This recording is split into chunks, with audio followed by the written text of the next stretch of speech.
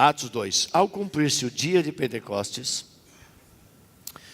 estavam reunidos todos no mesmo lugar.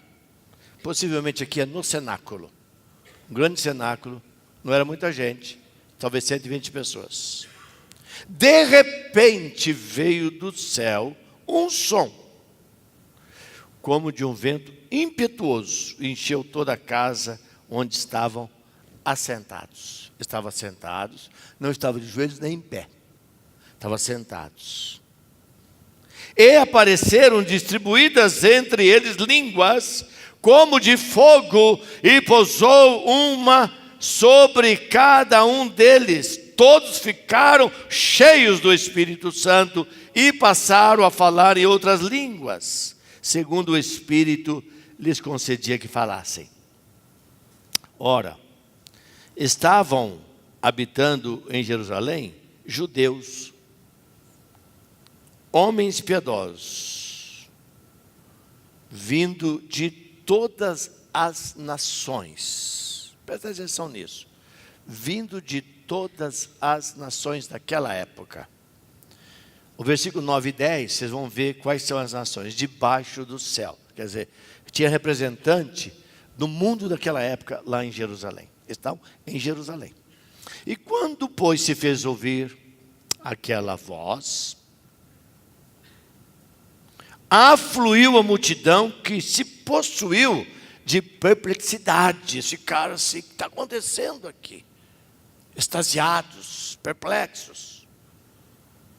Porquanto cada um os ouvia falar na sua própria língua. Estavam, pois, atônitos, se admiravam, dizendo: vede, não são porventura galileus todos esses aí, que estão falando? E como os ouvimos falar, cada um em sua própria língua materna? Somos partos, medos, elamitas, e os naturais da Mesopotâmia, Judéia, Capadócia, Ponto e Ásia, da Frígia, da Panfilha, do Egito e das regiões da Líbia, nas imediações de Cirene e romanos que aqui residem, tanto judeus como prosélitos. Prosélitos são judeus, são na verdade, prosélitos eram judeus que haviam se convertido. Prosélitos, cretenses e arábios. Como os ouvimos falar em nossas próprias línguas as grandezas de Deus? Todos atônitos e perplexos interpelaram uns aos outros: que quer isso dizer? Outros, porém, zombando, diziam: estão embriagados. Pai, aqui está a tua palavra. Ministra nosso coração agora, Pai, nesse texto, nesta manhã. Pai, nós queremos ser edificados, porque o Senhor tem uma tarefa para servirmos, e não para apenas engordarmos. Fala conosco, Espírito Santo. Espírito Santo, tu estás aqui. Fala o meu coração, o coração de cada irmã e irmão que está aqui, e daqueles que me ouvem pela TV, pela internet. E faça a tua vontade no nosso meio, e que as palavras dos meus lábios, meditar do meu coração, sejam agradáveis na tua presença. Deus meu, rocha minha, redentor meu. Amém. Quero falar sobre a unção dos santos. Isso que eu quero falar nesta manhã. Esse é o tema do sermão nesta manhã.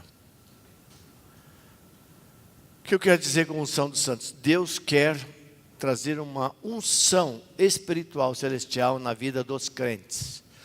A palavra santo, irmãos, na Bíblia, fala daqueles que são salvos, separados. Não é santo, de santidade assim, a pessoa que, sabe, perfeitinha.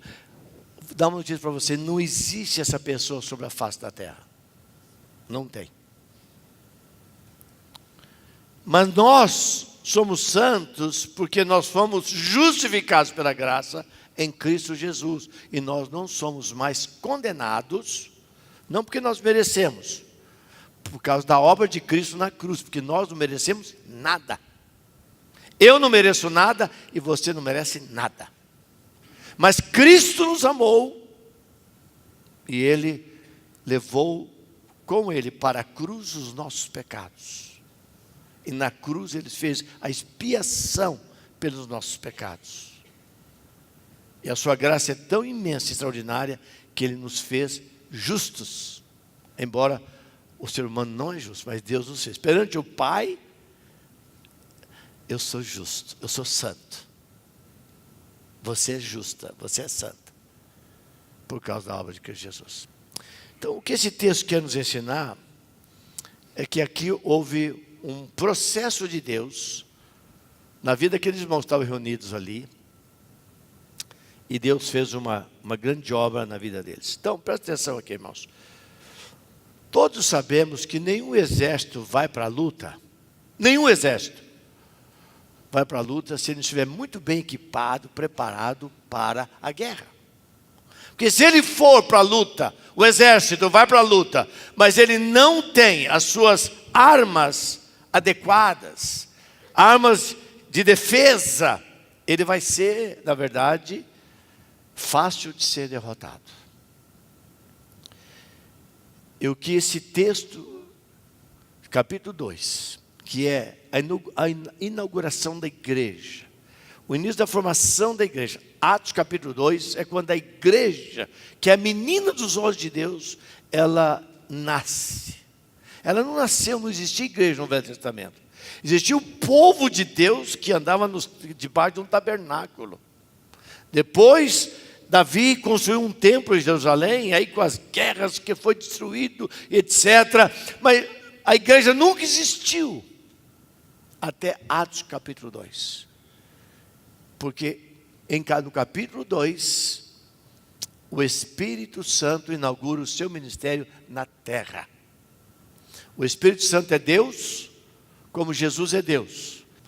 O exército exigia qualificação material para poder fazer o trabalho dele. Deus, semelhantemente, no seu plano de redenção dos homens, dispôs que a igreja não poderia ir para a batalha. A igreja não poderia ir para a batalha contra as hostes do mal. Olha o que a Bíblia diz: o mundo jaz no maligno. É isso que diz a Bíblia, não é? Sim ou não? O mundo jaz no maligno. Como que no mundo nós vamos enfrentar, a igreja vai enfrentar o maligno despreparado? E tem muito crente, na verdade, muitos cristãos espalhados, e nós temos que tomar cuidado para a gente não andar por aí sem a nossa arma. E a nossa arma chama-se Espírito Santo. Espírito Santo.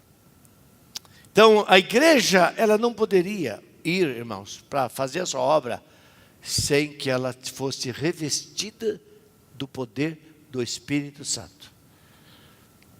O poder vem do Espírito Santo, para avançarmos contra essas coisas. Por isso que Jesus disse aos seus discípulos, que não se ausentassem de Jerusalém. Não, vocês não podem se ausentar de Jerusalém, sem que antes vocês sejam, na verdade, cheios, transformados, enriquecidos do Espírito Santo. Então Jesus disse: vocês não vão sair de lá, porque se vocês saírem sem esse revestimento, vocês vão sem arma. E sem arma, vocês vão ser uma presa fácil para o inimigo. Que o inimigo, ele não dorme. Ele não é poderoso como é poderoso Jesus, como é poderoso o Espírito Santo. Mas ele é muito mais poderoso que nós. E a Bíblia diz que do inimigo você não pode fugir. O inimigo você tem que enfrentar. Não na sua força, mas na força do Espírito Santo que habita em você. E diz lá, Pedro fala: resistir-lhe, firme na fé. Ele fugirá de vós. Não corre que ele te pega. Irmãos e irmãs, por muito tempo a igreja tem sido enganada. Sabe, em nome de talvez de posição teológica, o Espírito Santo tem sido tolhido na nossa vida, no nosso meio. Sabe, queridos irmãos e irmãs, para a gente ficar aí um crente morno, e a Bíblia diz que o morno vai ser vomitado, porque o morno, ele acha que é crente, ele pensa que é crente, o morno pensa que ele serve a Deus, o morno pensa que ele está bem, que ele faz isso, ele cumpre aquele princípio, ele tem alguém, não sei, cria um Deus em volta dele, e vai enganando a vida dele, e quando ele morre ele vai para o inferno. Ele diz, é melhor que você seja frio, porque se você for frio, você tem chance de mudar. O morno você não muda, mas o frio você muda. O frio, uma hora ele pode abrir, uma hora ele pode se lembrar que ele está no caminho errado e dar um pulo e falar assim, Senhor, eu tenho que mudar a história da minha vida. É melhor que você seja frio, ou então seja quente, ou você seja de Deus. Porque se você for morno, eu vou vomitar você da minha boca, você vai ser vomitado. Então, meus irmãos, minhas irmãs, prestem atenção. Veja só, o que diz a palavra de Deus? Nós, e na verdade, um teólogo holandês chamado Vance Havner, ele diz o seguinte, veja só o que ele diz, coloquei aqui para vocês verem. Para você ler por mim, lê comigo o que ele diz. Olha, não iremos transformar, lê comigo por favor, não iremos transformar o mundo criticando, e nem nos ajustando a ele, mas o que? Pelo fogo do Espírito Santo em nós. Irmãos, é isso que Deus quer fazer conosco, esse é o desejo. Nós precisamos de abrir o nosso coração e deixar que o Espírito Santo faça o que Ele nunca fez na nossa vida. Eu sou fruto, irmãos, de um tempo de avivamento. No meio da nossa denominação, sou meio questionado porque eu sou avivado. E esse texto vai nos ensinar muitas verdades. Este ano vamos falar muita verdade para vocês aqui. O grande problema, irmãos, são os extremos. É o extremo do frio e o extremo daquele que quer ser mais poderoso que o próprio Espírito Santo. Fala o que ele não fala. Inventa coisa que o Espírito Santo não está falando. Nós precisamos entender que nesse tempo do fim, e nós estamos no tempo do fim, nós precisamos entender o que Deus quer falar conosco. E veja só, irmãos, como que a Bíblia é maravilhosa. Porque a Bíblia é uma história só. Eu já falei isso várias vezes, eu vou falar até você um dia citar isso sobre de cor. A Bíblia não são várias histórias. Tem crente assim, que conhece tão pouco a Bíblia, que ele fala, não, isso é Velho Testamento. É meio banguelo, já porque crente fala assim, é meio banguelo. Velho Testamento é coisa do Velho Testamento, coisa não sei o que lá. Aí algumas coisas que a igreja faz e fala, isso é coisa do Velho Testamento. O tonto não sabe que a Bíblia é uma história só. Uma história. Começou na criação, lá estava Deus, lá estava Jesus, lá estava o Espírito Santo. Façamos o homem a nossa imagem e semelhança. Quem disse isso? Deus.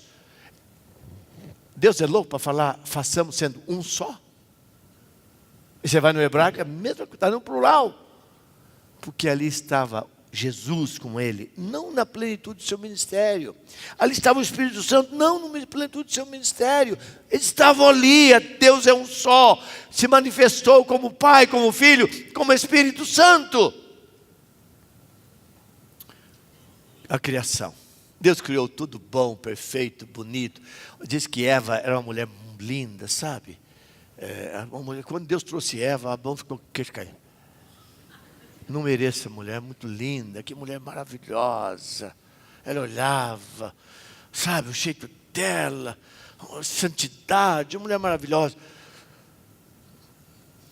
Deus criou Adão, Deus criou Eva, Deus criou o dia, Deus criou a noite, Deus criou a estrela, Deus criou tudo. Lê lá, capítulo 1 de Gênesis, capítulo 2, você vai ter. E diz, Deus fez tudo muito bem. Foi muito bom no sexto dia. E veja só como Deus é maravilhoso. Deus poderia fazer tudo assim, sejam criadas todas as coisas já. E tudo acontecer? Claro que Ele podia. Mas Deus não fez, sabe por quê? Deus é organizado. Por isso que a Bíblia diz, tudo tem que ser feito com ordem e decência. Então, olha, criação, queda. a queda, o homem foi lá para a miséria. O que Deus faz? Aí Deus traz a redenção. Única história. Criação, queda, redenção. Mas redenção veio porque vai ter um fim. E no final, Apocalipse, consumação. Haverá um fim. Nós já passamos a criação, Adão pecou, nós herdamos, por isso que a gente é assim, a gente pisa na bola, o ser humano erra, o pau quebra, mas aí vem a graça de Deus, renova, fortalece, coloca no trilho certo, somos salvos em Cristo Jesus, vem a redenção, há uma esperança e haverá um dia que Ele vai levar aqueles que creram nele. Glória a Deus, louvado seja o nome de Jesus. É uma história só. E essa história só fala que lá em Levítico capítulo 23, Levítico 23, nós lemos as leis, porque o judeu acreditava muito em Moisés. Você vai em Jerusalém, Moisés é o grande nome de todas as religiões. E lá no capítulo 23, nós temos então, versículo 15 em diante, um cerimonial judaico. E fala das festas.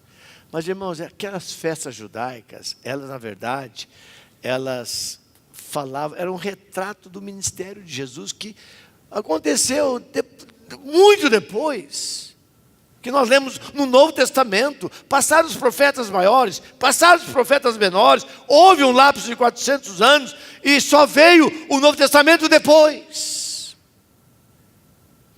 Mas lá em Levítico, no Pentateuco, no Torá dos judeus, nos escritos de Moisés, já falava do ministério tremendo de Jesus Cristo, falando das festas. E ali então, 3 festas muito importantes para os judeus, que todo judeu que morava em torno de Jerusalém, 30 quilômetros, tinha que comparecer àquelas festas. Se não comparecesse, alguma coisa acontecia. Eles iam. Qual a primeira festa? A festa da Páscoa. Festa da Páscoa é a primeira. O que a festa da Páscoa retrata, ensina no Velho Testamento? Fala sobre a morte de Jesus como Cordeiro de Deus. Pois que João Batista, quando um dia estava com seus discípulos ali, andando em uma das cidades da Palestina, ele vê Jesus e ele diz aos discípulos: olha aqui para mim. E aponta para Jesus e diz assim: eis aí o Cordeiro de Deus que tira o pecado do mundo. Então, a imagem do Cordeiro no Velho Testamento está falando sobre Jesus Cristo. Então, esta festa, a festa da Páscoa, fala então da morte do Cordeiro, Cristo, que foi, João fala sobre isso, capítulo 1, todo o Novo Testamento. Segunda festa no processo do povo judeu de adoração era a festa das primícias. A festa está lá tudo em Levítico capítulo 23. A festa das primícias, ela representa a ressurreição de Cristo dentre os mortos. Que um dia Jesus seria ressurreto. E ensina sobre que um dia Jesus virá. Se você for para a primeira carta de Paulo aos Coríntios, no capítulo 15, você vai encontrar, na verdade, o que fala sobre isso. Essa festa das primícias falava sobre a ressurreição de Cristo. E a terceira festa, muito importante para o judeu, é a festa de Pentecostes. E sempre é no plural, porque está falando de 50 dias. A tradução da palavra Pentecostes é 50, é 50 dias. Aí vem a festa de Pentecostes. Essa festa, então, acontece aqui em Atos 2, que eu estou lendo para vocês. Atos 2. Essa festa se cumpriu no capítulo 2, no ano de 60, 61, 62. Igreja somos nós, irmãos. Pentecoste, irmãos, essa ocasião, esse momento que marcou a vida da igreja. E nós somos essa igreja. Em outras palavras, marcou a nossa vida. Irmãos, se você não tem o Espírito Santo na sua vida, você não tem Jesus. Se você tem Jesus, você foi batizado pelo Espírito Santo. Como nós lemos aqui nesse texto, o Espírito Santo veio, desceu e batizou todos que estavam ali naquele dia em Jerusalém. E essa é uma experiência definitiva. Você não tem outra experiência igual a essa. Você não é batizado hoje, batizado amanhã, batizado depois da manhã. Não, não. Você é batizado uma vez só, como não existe o Calvário. Depois do Calvário em Jerusalém, qual outro Calvário existiu? Não tem outro Calvário. Só uma vez. Jesus teve que, ele está morrendo, deixa ele tirar. Tiramos Jesus lá, fez curativo, o médico veio, etc. Ficou 15 dias, ele estava mancando, mas estava melhor. Depois veio um outro Calvário. Não, ele foi para o Calvário, no Calvário ele morreu, e ele disse, tudo está consumado. E o véu rasgou de cima para baixo. Não tem mais santos dos santos, não tem mais sumo sacerdote, agora é direto com Deus. Amém?